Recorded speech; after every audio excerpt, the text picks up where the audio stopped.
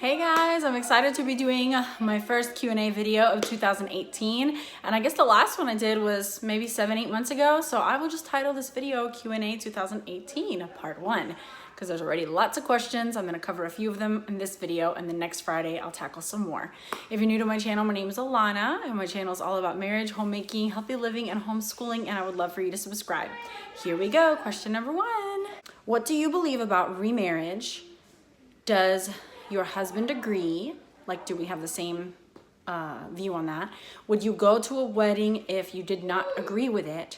Would you think you are going just to show love but not supporting it by getting divorced and remarrying yourself?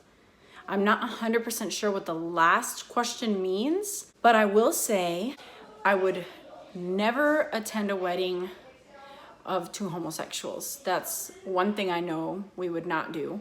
The scenarios I can envision not agreeing with are a homosexual wedding, a couple who got divorced on unbiblical grounds, and then are now remarrying, especially if they're believers. If they're not believers, then they are not going to be concerned about biblical grounds for divorce. They'll get divorced for whatever reasons they find valid and then remarry when they're wanting to get remarried. But I can't imagine not attending a wedding unless it was a homosexual wedding. In every other case, I can imagine going to show grace and to show love, believer or not believer. And then of course, there's crazy scenarios that you can think of, like my best friend, her spouse is unfaithful to her and leaves her and he invites me to his wedding. I probably would not go to that one.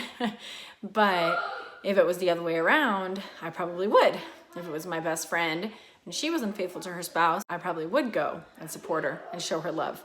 Obviously the relationship is what makes the difference there. So that's a really kind of hard question to answer. There's no black and white answer. Like, I can't really give an answer.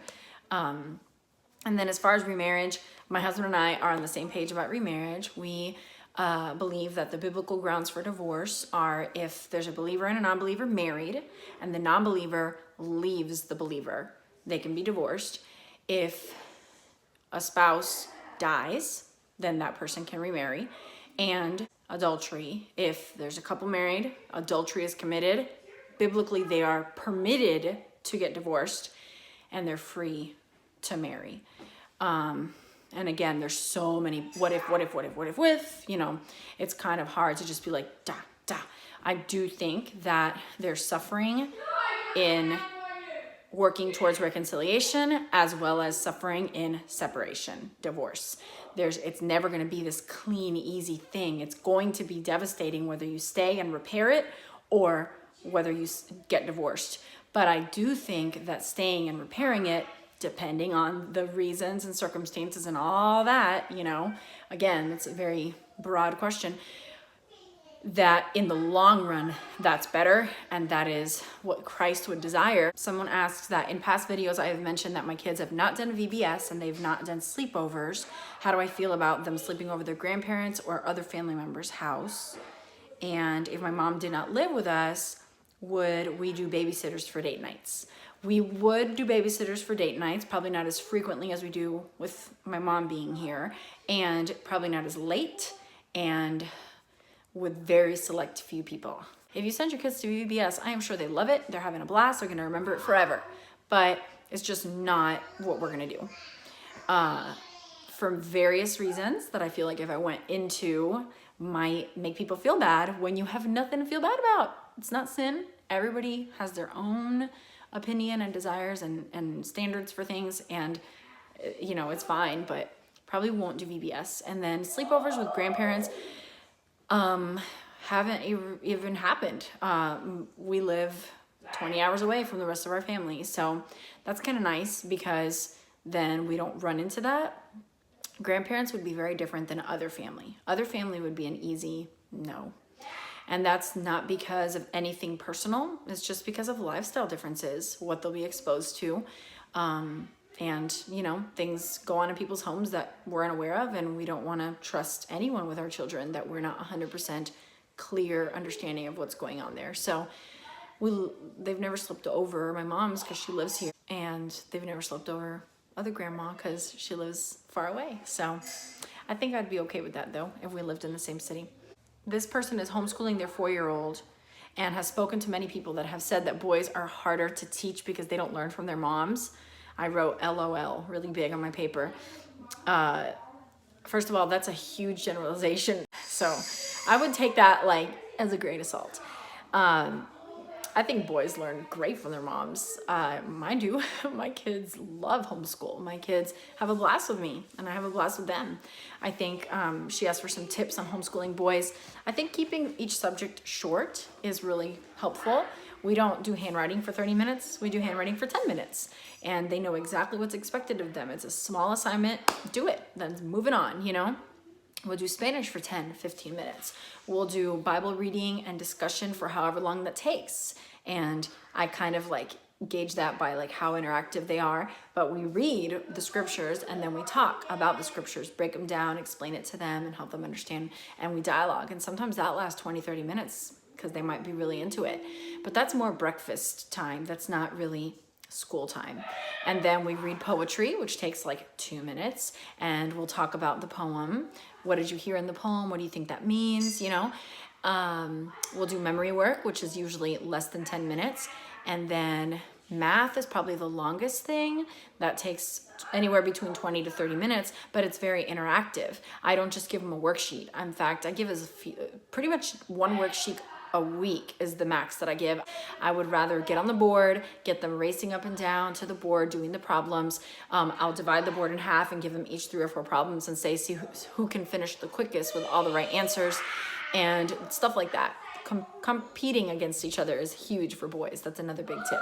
And then keeping bookwork short and outdoor and hands-on activities long, and just allowing the freedom for exploration and play, learning through play and learning through exploring and learning through talking.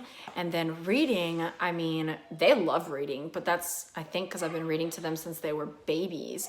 We will read for an hour easy, straight, and they'll just sit there and listen and love every bit of it. So it just depends on the child for that. If your child can't do that, that's okay. Maybe you can just do 5 minutes of reading and then say, what do we read about? Or 10 minutes of reading. What was that story about? And have them tell you to make sure that they're retaining it.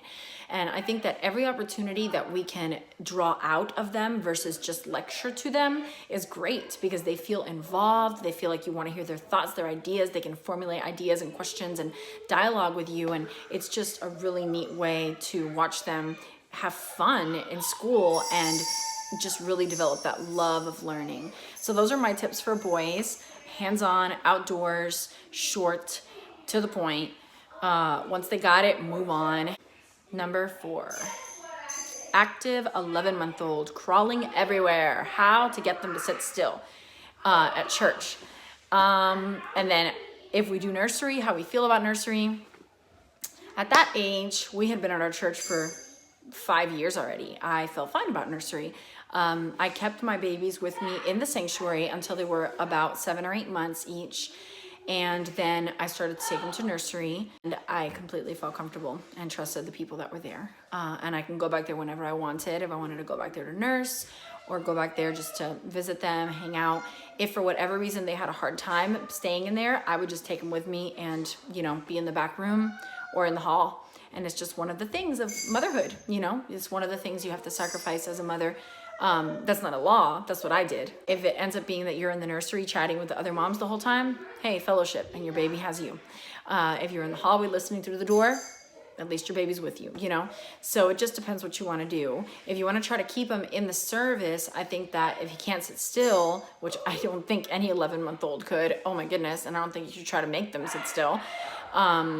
You know, maybe you can do the music with them and just gradually build up the time that they're in there. And then maybe once it becomes like, okay, you can't sit still anymore, leave.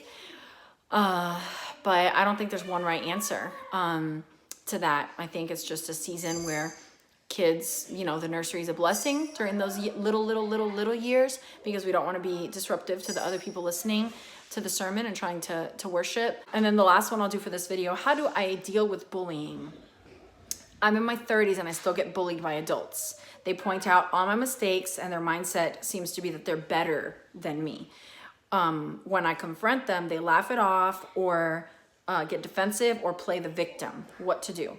Honestly, if you are dealing with an adult that isn't willing to stop treating you wrong, then you just can't be around them. It's like, man, I love you, but I brought this to your attention. You want to laugh it off. You want to get defensive. You want to argue with me. I'm telling you that it really hurts my feelings. It's upsetting to me. I don't like the way it feels, and you don't care. Well, then I'm really sorry, but we're going to have to limit our time together because I can't take this.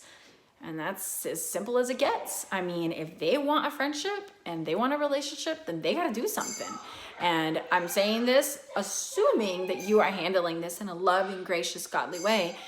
It's good that you've confronted them about it. When I first started reading your question, I was like, she needs to confront them, but you have. So if they're not willing to work with you for your relationship, then, you know, just limit your time around them. And if you can't do it face to face, write it in a letter, you know.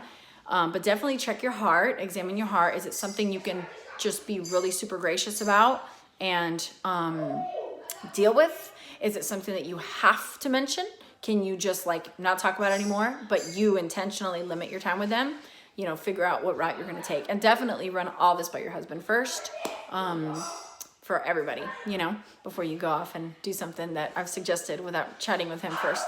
So I'll make another video next Friday and we'll cover some more questions. Excited. Thank you all and have a great day.